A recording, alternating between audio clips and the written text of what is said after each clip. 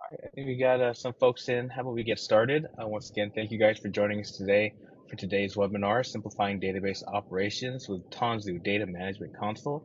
I'm AJ. I'm just here for the intro. I will hand it off to today's very handsome, very marvelous hosts here, Skand and Ivan, for today's presentation. Before I hand it off to Ivan to kick us off, just want to let you guys know if you have any questions, submit them using the questions tab. We'll answer your questions at the end of the presentation. Once again, thank you for joining us today. Hand this off to you, Ivan. Thanks, AJ. So this is going to be a deep dive on the Tanzu Data Management Console, and it's going to include a introduction to the problem we're trying to solve and our solution, and then we're going to do a intense hands-on demo, which is what you really want to see today from Skand.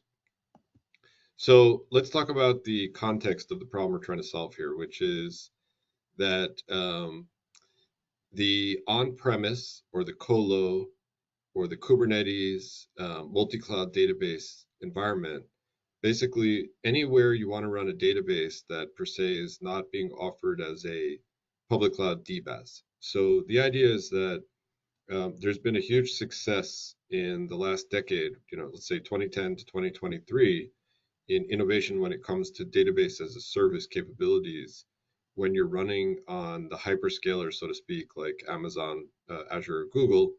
But we want to bring that same level of maturity and those same benefits to all the other houses around the world, all the other networked environments, all the other on-premise environments, colo environments, multi-cloud environments, third-party cloud environments, sovereign cloud environments. And we believe that it's a bit of an underserved market, that the public cloud has gotten a huge amount of investment and attention, but the private cloud hasn't gotten the attention it deserved from the vendor ecosystem. And we want to help fix that by providing advanced capability for database management when it comes to this alternative cloud environments and these on-prem environments. So that's the context here. And the idea is that a lot of folks have slightly delayed reinvigorating or reinvesting in their on-prem databases. They tend to still be running the old technologies because they thought maybe we would move everything to the cloud in the kind of the cloud first mindset. But then in the last couple of years, really 2023 to 2025, people have acknowledged that it's going to be a mixed world or hybrid world, and that there's going to be databases on-prem and there's going to be databases in the public cloud, and we're going to have to manage them both as well as we can. And so what we're recommending is that at least 80% of these databases are essentially not very unique or not very complex, and that they could be approached with a mindset that this database is a cost, and we want to have the lowest total cost of ownership and the highest operational efficiency. So it's for 80% of the workloads, they're day in, day out workloads that are not super advanced, or they're not like doing any crazy things. They're just regular databases, and we want to just drive the efficiency and the cost reduction of these workloads is 80%. There's 10% that are doing very competitive edge things, and there's 10% that are like super sensitive legacy complex systems we want to leave alone. But almost 80%, we think that there's an opportunity to drive down the total cost of ownership and increase the efficiency of how they're managed. And what that means is looking at open source database technology instead of intellectual property licensed commercial technology for these workloads. Because even though open source technologies, even with a large scale vendor like ours, like VMware by Broadcom, you're still going to receive conceptually almost 100-to-1 reduction in license costs, because there's just some small costs from the vendors to do enterprise support and provide all this capability we're providing, but it's nothing compared to the cost of a commercial database that could be almost 100 times more expensive. And so you've got two elements. You've got a license cost reduction across thousands of databases and thousands of cores, but you also have an operational cost reduction, because the on-prem environments now have sophisticated container platforms and VM platforms. And those container platforms and VM platforms allow us to drive predictable, repeatable, secure, automated deployments of these open source databases using fleet management tools like the Tanzu Data Management Console. And so by combining these low-cost license databases with the sophistication of container platforms and management software to allow you to manage at scale with less people and with less resources, that you can really drive a major reduction in the total cost of ownership and efficiency, security, and repeatability. Open source has reached its day when it comes to databases. I think Linux reached its day 20 years ago when it overcame Unix and all the commercial variants. But open source databases now, according to various analysts and websites, now are well above, or not well above, but are above the adoption range of commercial databases. So it's really in that inflection point where open source is the go-to solution for database technology. But there are some hidden risks of doing it on your own. So if you're just like a bank and you have a couple of experts on a technology, having a support vendor who provides you a fully supported database solution with performance analysis and security and patches and packaging and extensions, it's really important to have a support vendor to back up that open source technology. So without really having a proprietary solution, but having an enterprise provided from a software vendor, a software solution for open source database, you get the reliability and the security and the safety of having a software vendor, but at the same time, the major cost reduction of getting away from the intellectual property of the database core itself. So with the Tanzu Data Services, we provide 5 different open source data technologies: Postgres, MySQL, Rabbit, Valkey, and our Tanzu Data Lake. And we also provide, with this solution, our Tanzu Data Management Console. Now, the Tanzu Data Management Console makes it easy to run many databases in Kubernetes and containers, which is where we drive the efficiency. And why Kubernetes for databases? It's interesting. We're moving to a desired state configuration management. In other words, instead of writing 100 scripts and daemons that you use to manage the system, you write simple YAML files like you see here on the right. The YAML file tells you the desired state. I'm looking for high availability. I'm looking for this amount of storage. This is my routing. This is my options. You put that into Kubernetes and it will manage it for you. So it's already doing a lot of the job once you get to Kubernetes in doing the day-to-day management of the system, which starts to drive the efficiency. But where we really get the efficiency is when we manage hundreds and thousands of databases at scale using the Tanzu Data Management Console, which is essentially a control plane and a database as a service solution that wraps around these Kubernetes environments and provides fleet management and the ability to do detailed monitoring and scheduling and backups across an entire fleet across multiple data centers. So the TDMC's architecture, you can see it's got a centralized control plane, and from there you onboard data planes. Data planes are individual Kubernetes clusters, and those data planes can then be targets for running databases in, and the control plane can manage across tens or hundreds of data planes, thousands of databases from a central point, and provide administration, but also self-service for the database services, similar to how you might get them in the public cloud once they're enabled for different user groups and different organizations. And we're going to go through that in the demo. So with that, let me turn it over to Skand and let's get right into the demo and show you the Tanzu Data Management Console in action. All right, thanks, Evan. I'll start sharing my screen. Are you guys able to see the Tanzu Data Management Console? Yes. Looks yes. really good. Login. Perfect. Thank you. So thanks everyone for joining today's session. My name is Skand Purohit and I'm a product value engineer at Broadcom. Today I'll be running a live demo and guiding through how the Tanzu Data Management Console, aka TDMC, can simplify and optimize the way you manage your database service. So in this webinar, I'll focus on four main areas of TDMC: administration and core concepts, database lifecycle management, disaster recovery, and automation. So let's dive in and explore how TDMC can bring value to your organization.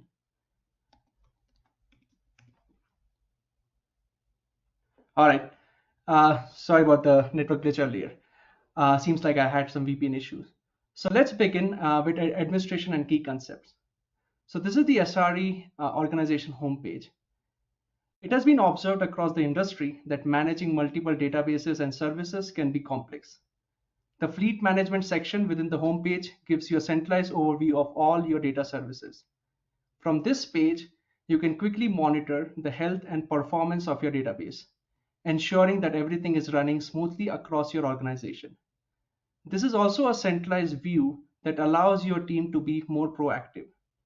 Whether you want to check the status of a database or look into your nodes which are running your database, everything can be done from a single pane of glass. So I haven't talked briefly about the architecture. I'll spend a couple of minutes talking about the architecture as well. So this is the architecture of TDMC. And today I'm going to only focus on two main components: control plane and data plane. The control plane is where you manage and configure your data planes and resources at a high level. It's where you handle tasks like user access, permissions, and system-wide configuration. The data plane, on the other hand, is where your actual databases run.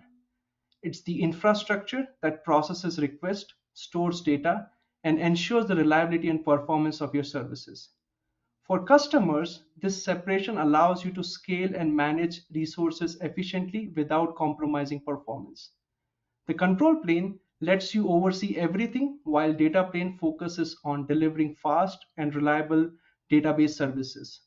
Both control plane and data plane are powered by Kubernetes clusters behind the scene. So let's switch back to the TDMC console and talk about organizations. Organizations within TDMC are the logical groupings where you manage database resources and assigns users with specific role. Here we have got two organizations. Let's talk about the SRE org. The SRE org is automatically created during the installation process. Each TDMC instance has a single SRE org. Along with the SRE org comes the SRE persona, which functions like a super admin. This persona has the ability to create multiple business unit organizations and infrastructure attached to each organization. For this session, we'll be focusing on the PVE org, which is the business unit organization where we'll be hosting service instances. Each business org has its own admin, operator, developer, viewer, and compliance manager persona. So let's switch the organization. Let's switch to PVE. So before we dive into databases, let's talk about identity and access management. TDMC offers three types of identities for access management. Users. These are the human users who access identities for access management. And they are driven by TDMC's integrated identity provider. Next is service accounts. These are used for automation and pipeline access. Service account authenticates through a generated client credential JSON file. When it comes to local users, these are the internal customer-specific accounts that provide access to data service instances like Postgres MySQL, where authentication is handled directly by the database. So this marks the end of section 1, where we looked at administration and core concept. We'll switch to section 2 and talk about LCM of databases. Currently, TDMC supports PostgreSQL, MySQL, RabbitMQ, and Walkie. For today's webinar, we'll be focusing specifically on PostgreSQL and RabbitMQ service instances. So first, let's look into PostgreSQL, and we'll start with creating a database. I already have got few database created, but we'll first go and see how the user experience looks like when we have to provision a PostSQL instance. So here, I'll first select the provider. Um, uh, just to note, I have already added a cloud account. So we already have a TKGS infrastructure added to our instance of TDMC. The hosting type, we have two options: shared data plane, which is shared across organization, and a dedicated data plane, which is specific to an organization. So I'm going to pick up a shared data plane over here. These are the two data planes that I have available. I'm going to pick DP01 for now. The object storage, next. This is the instance sizes or the t-shirt sizes that are offered for PostgreSQL. I'm going to build the XX small size for now for it to quickly get built in the webinar. But you can actually, if you're running production systems, you can go to like a large or extra large instance, which can support durability and high availability. Do a next over here. We'll provide an instance name. So let's call it as webinar PostgreSQL instance. Select storage class. So this is the vSphere storage class that we are picking up. And here we have a list of all the versions that are available for the Postgres instance. We'll pick a lower version for now so that we can run through an upgrade process in the later part of the demo. Select a 13, do a next. We'll keep this disaster recovery disabled, as that would be another function that we will handle it in the later part of the demo. Next. So these are the PostgreSQL extensions that are available. We'll just pick one of them. We are working on adding more extensions in near future, and you'll see this list being more populated. All right, database name, we'll just call it the same. We'll just call it the webinar PS as the database name. Provide a user name, a password for the database, and confirm password. All right, everything looks good over here. Go next. So these are the Postgres parameters that users can configure. For now, we will keep it default, and then we'll look into updating this in future. All right. Next comes the network access. So these TDMC provides ability to configure network policies. Here, you can create policies where you can restrict your database to be accessed from a specific network. As you can see, I have created a strict policy which is only accessible from, let's say, a production system, but you can also have like more open policy where it could be accessed from a dev network, let's say, where you have more control, more systems can access it, or you can have for a POC or a review environment, you can have like a quad zero access where database can be accessed from anywhere. But if you want to add a net new policy, you can click on add new policy, provide a name, the CIDR block, and relevant application it should have access to. So for now, we are just going to pick up an existing network policy. I'll just do the dev network policy. Do a next. This is where we get to review all the inputs that we selected in the past. Everything looks good. We are trying to create a XX small size of database. It's going to be called webinar PS, and we'll kick off the create. So it has kicked off the provisioning of database. So webinar PS is getting provisioned. Until that is getting provisioned, let's look at under the hood what's happening. To find the details about what's happening for the database, we'll go to this section over here called task. And here we can see webinar PS is getting created, where a couple of tasks are already succeeded. And then we have deploy Postgres cluster in progress and create Postgres cluster task in progress. To deep dive into the task, you can click on this drop down, select one of the task ID, and this will give you all the stages that are happening for database creation. You can drill down into the events to get more understanding of what's happening and review the status of each and every event, or look at this task flow where it gives you the dependent task and their concurrent statuses. All right. So let's go back to our Postgres instance. This, I think, is going to take about a few minutes for it to be provisioned, and we can come back to it later. So for now, I'm going to pick up an existing database, Postgres database, which was pre-provisioned.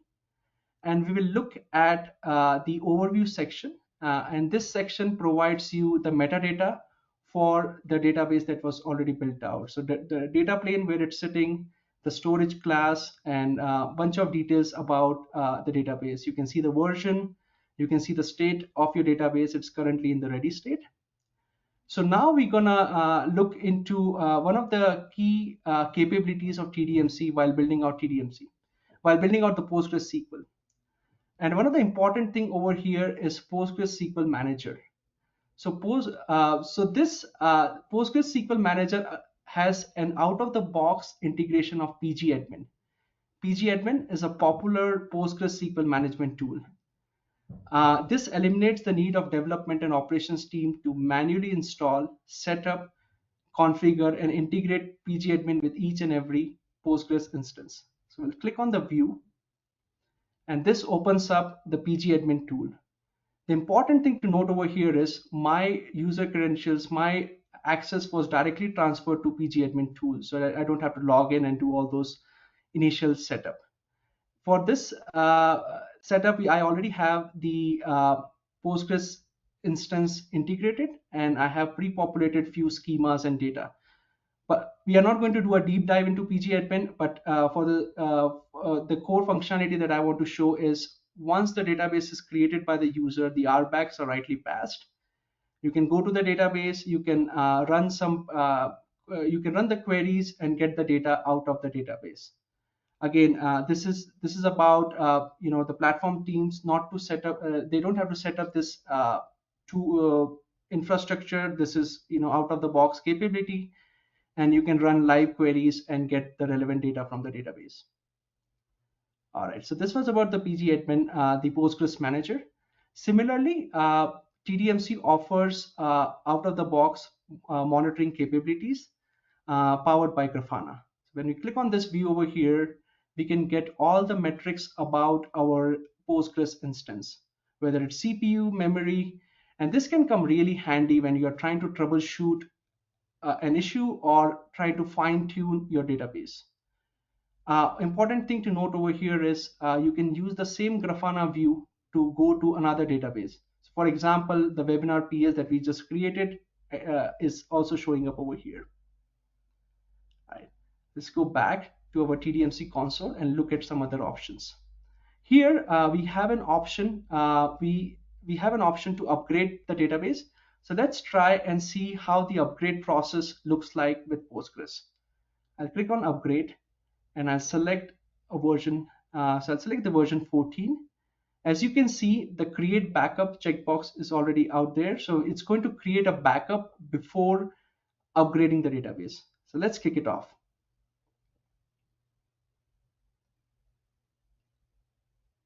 All right, so the upgrade process has been kicked off.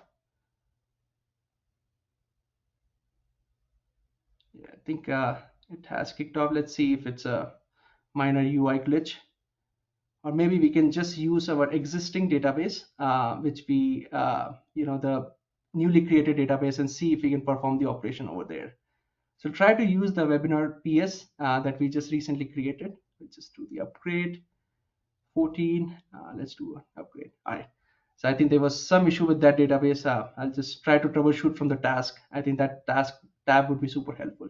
But as you can see over here, the upgrade is in process. You can see the state has changed to upgrading. And also, if we go to task, we are able to see newly created task for webinar PS database. So we can see it has initiated the cluster upgrade, and the upgrade process for Postgres has started. Look at the task. There are few stages and events and task flow already created. Cool. All right. So until that is going on, we'll go back to the Postgres tab, click on backup and restore. Here you can see an important thing where TDMC has already created a backup before upgrading the database. So I have got the backup of Postgres 13, and we are trying to upgrade it to Postgres 14. So before the upgrade, the backup was created. In case there are issues with the upgrade, you have an option to use this backup and do a restore. So that's another key functionality what TDMC provides, when because outages can happen anytime, and you have an option to use this existing backup to go back to the previous state. All right, let's go to the instances. We can see the upgrade process is still ongoing, and then there is a banner over here. This is going to take few minutes. As we are upgrading a smaller instance, this should be done pretty quickly. So cool, I can see the upgrade has happened. The webinar PS is on Postgres 14 now, so the upgrade is complete. Now let's look at another option, another key feature that TDMC provides, which is to update the t-shirt sizing or the instance sizing. So the plan that we selected earlier was a XX small plan. We're going to change, we'll see what options we have over here. So you have an option to change the t-shirt size. So you can go from XX small to, let's say, extra small or a small light, or go to a high version of database.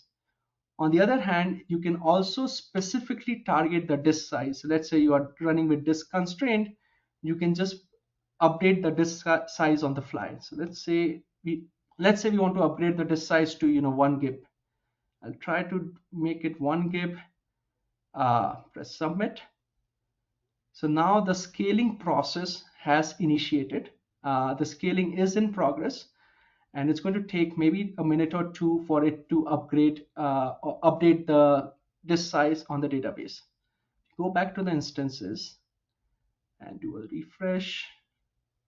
Yeah, the scaling is in progress. It's going to take probably like 30 seconds to 1 minute, and then we can probably look at once the size has been upgraded. But similarly, in the task section, you can monitor the scale operation and drill down into what all things have happened behind the scene for the upgrade, for the scaling to complete.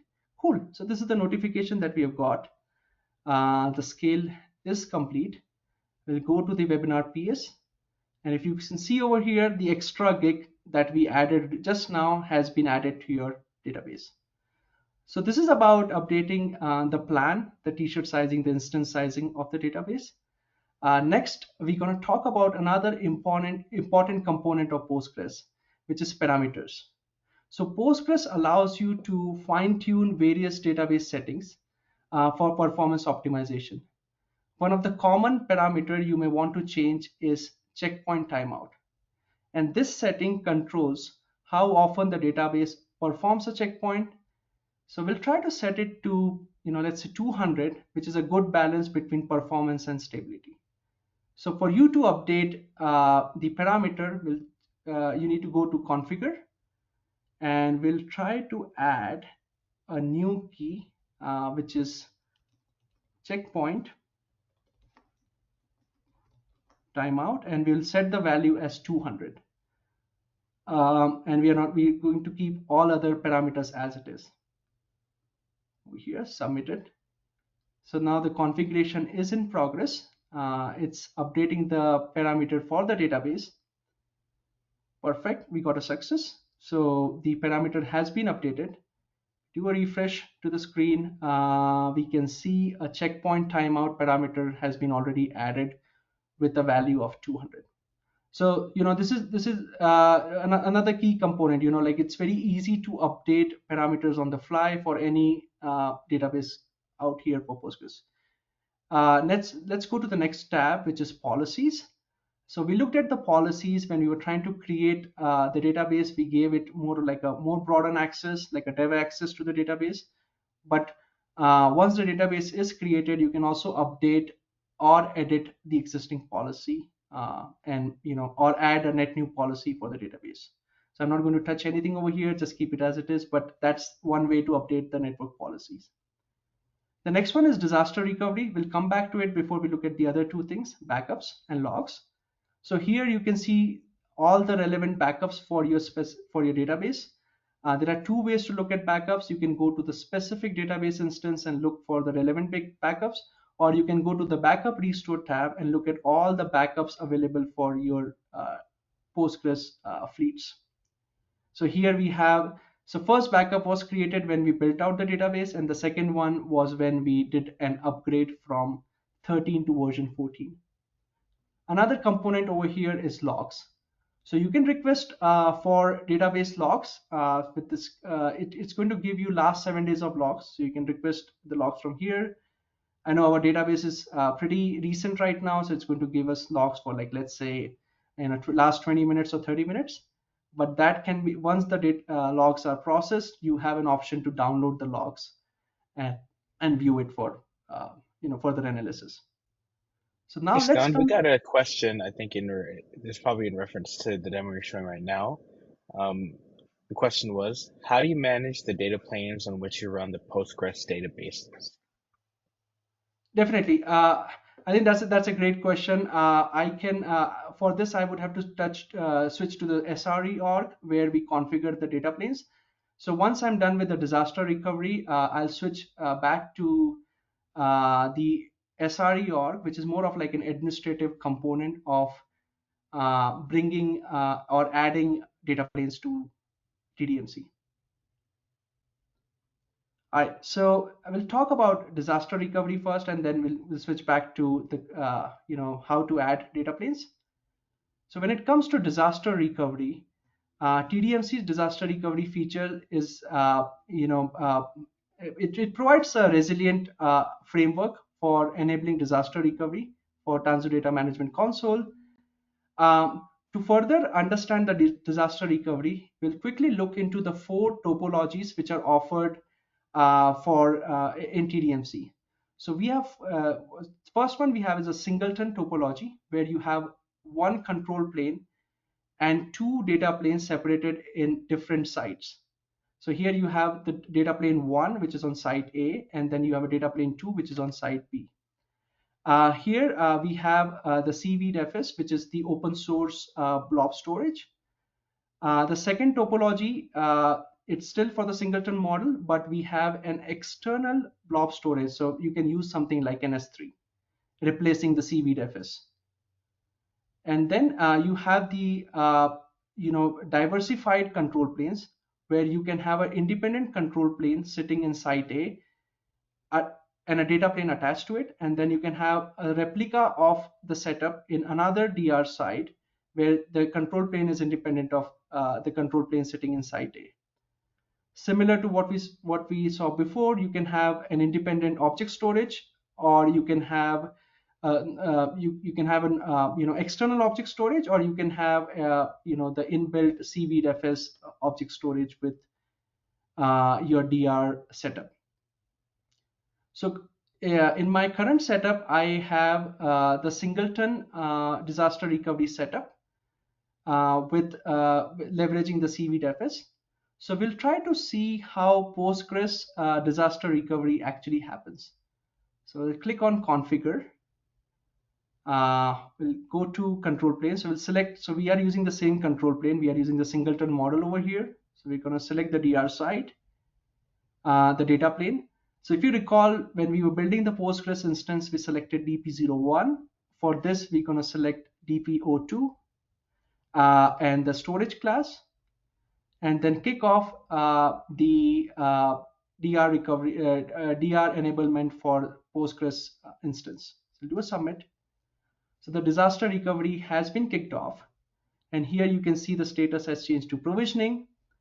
What's happening behind the scene is, first it's going to take a backup.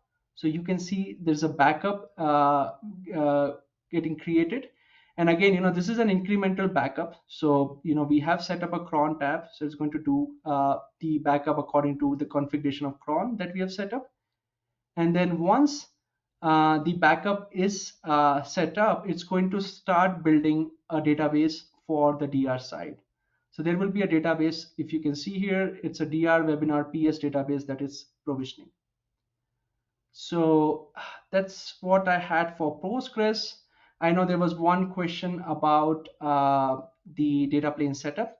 So I'll quickly go to the SRE org and kind of show how the infrastructure has been set up. So for my setup currently, I do have a TKGS environment where I have, which is basically having multiple clusters. Here I have one single control plane clusters, which is hosting the control plane. And then I have added 2 data planes again, data planes, as we talked or looked into the architecture before, data plane is nothing but two Kubernetes clusters behind the scene, right? And you can manage the data planes from the data planes tab. You can go on, create a new data plane, and select the provider. There are a bunch of options to select the provider, and then select the cloud account, the certificate, cluster details, and add the relevant data plane for your infrastructure. I hope that answers the question of how and where the data plane and control planes are managed. So let's go back to the section 2 and 3 where we were talking about database LCM and disaster recovery. So we just looked into the disaster recovery aspect of it. Now let's try to look into another database offering from the Tanzu Data Services, which is RabbitMQ. We'll go to the instances over here. And RabbitMQ is RabbitMQ is a very popular and reliable messaging and streaming broker. We'll see how the LCM experience looks like for RabbitMQ. So with TDMC, it simplifies the creation, update, and deletion of databases. So the whole lifecycle process for database offering for TDMC is pretty unique. So you don't have to kind of like learn about all these database on how to provision it. It just takes away all the toil of creating a database and keeping the user experience similar across all the database offerings. So we'll try to create a RabbitMQ instance. I will still create in a shared data plane. A data plane will select a DP01, which is our primary data plane. The instance size, so very similar experience what we saw with PostgreSQL. I'll just create the smallest size for now. Instance name, let's call it webinar RMQ. Select the storage class, versions, do a next. You have an option to apply network policy. I do have two network policies over here. One is a restricted and one is pretty widely open with Quad 0. If you want to create your own network policy, you can create it and assign the relevant application to it. So we'll just create one as restricted for now. Next, and again a very similar flow, and that will end up creating our database. So again, I'm not going to deep dive into the whole thing that we saw with Postgres, but quickly touch base on few of the important components of RabbitMQ, and one of them is the RabbitMQ manager. So TDMC auto enables RabbitMQ manager. You can click on the view. Your RBACs are passed to this RabbitMQ manager. You can see it's my user that has been logged in. You can look at the queues and stream, further drill down into the admin sections, or further troubleshoot how the messaging database is behaving and run relevant operations. All right. Similar to management, you have the monitoring dashboard. So you can go to the dashboard, again powered by Grafana. You can look at the connection, queues, and some of those core relevant metrics. That's going to help you to monitor or help when there are issues with your database. Cool. All right. So here, I think so. At this point, we have completed the section 2 and section 3, where we looked at database LCM with Postgres and RabbitMQ, and also we talked about disaster recovery with Postgres instance. So now let's jump to section 4, the last section for this demo, which is automation. So to get to automation, I'll click on System, Developer Center. So TDMC offers 3 different routes to automate